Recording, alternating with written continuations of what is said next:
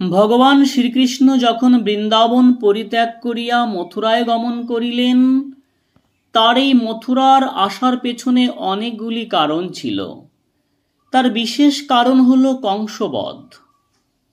কংসবধ এবং মথুরার শাসনভার। শ্রীকৃষ্ণ কংসকে বধ করার পর মথুরার অধিপতি হন। মথুরার জনসাধারণ কংসের অত্যাচার থেকে মুক্তি চেয়েছিলেন এবং কৃষ্ণকে রাজা হিসাবে গ্রহণ করেছিলেন। তখন তিনি তার জন্মদাতা পিতামাতা বসুদেব ও দৈবকীকে কারাগার থেকে উদ্ধার করলেন এবং উগ্রসেনকে মথুরার সিংহাসনে বসালেন। মথুরার সিংহাসন ভার গ্রহণ করা তার একটি গুরুত্বপূর্ণ দায়িত্ব ছিল। তার পরপর থেকে আমরা জেনে এসেছি জরাসিন্ধু বারংবার মথুরাকে আক্রমণ করেছেন। কেন আক্রমণ করেছেন? এই জরাসিন্ধু ছিল কংসের শ্বশুর। জরাসিন্ধু বারবার আক্রমণ করেছেন কংসের মৃত্যুর পর। তিনি ছিলেন মগরাজ। প্রত্যেকেই জানেন তিনি ছিল মগদেশের রাজা। তিনি কৃষ্ণের ঘোর শত্রুতা করতেন, কৃষ্ণকে শত্রু হিসাবে পরিণত করেছিলেন। জরাসিন্ধু কংসের প্রতিশোধ নিতে মথুরা দখল করতে এমনকি 18 বার তারও অধিকবার তিনি আক্রমণ করেন। এই আক্রমণ বারংবার করার জন্য মথুরার জনগণ, সাধারণ মানুষ, নাগরিক, তারা প্রত্যেকেই দুর্ভোগ পোহাচ্ছিলেন। জনগণের সুরক্ষা করবার জন্য, সুরক্ষা দেওয়ার জন্য কৃষ্ণ মনে মনে চিন্তা করলেন মথুরার জনগণ জরাসিন্ধুর আক্রমণ থেকে রক্ষা করার জন্য নগর তৈরি করব। তিনি উপলব্ধি করলেন মথুরা থাকলে নিরন্তর যুদ্ধ চলতেই থাকবে, যা সাধারণ মানুষের জন্য হবে কষ্টকর। তাই তিনি মথুরার সমস্ত অধিবাসীকে নিয়ে গুজরাটের উপকূলে, যেখানে দ্বারকা নগরী তৈরি করলেন, দ্বারকা নাগরিক নামে এক সুরক্ষিত নাগরিক তিনি তৈরি করলেন। সেই নগরী ঐশ্বর্যের কর্তব্য।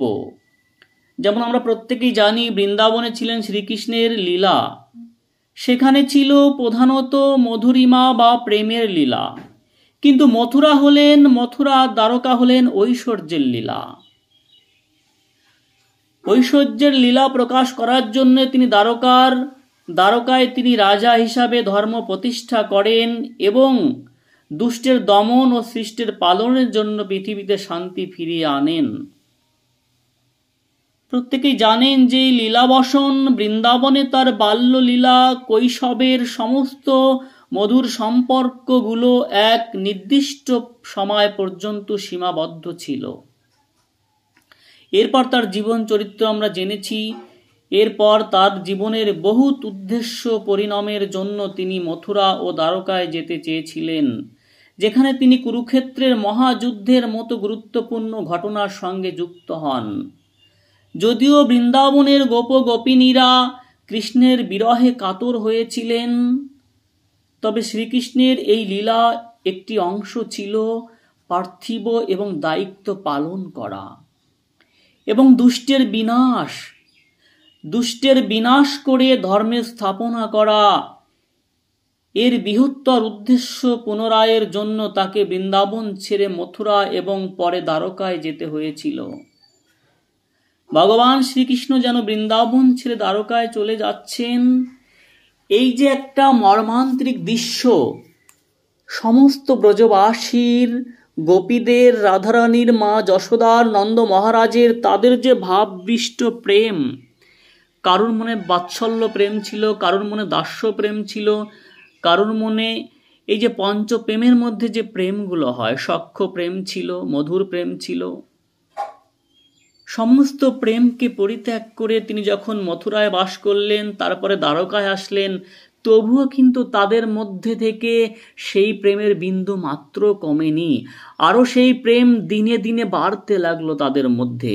কৃষ্ণরও সেই কথা সদায় সর্বক্ষণ স্মরণ হতো, ব্রজের কথা, মথুরার কথা সদায় সর্বক্ষণ তার হৃদয়ে জাগত। একেই বলে প্রেম। এই প্রেমের পরিণয় যদি কেউ পান, তার জীবনই ধন্য।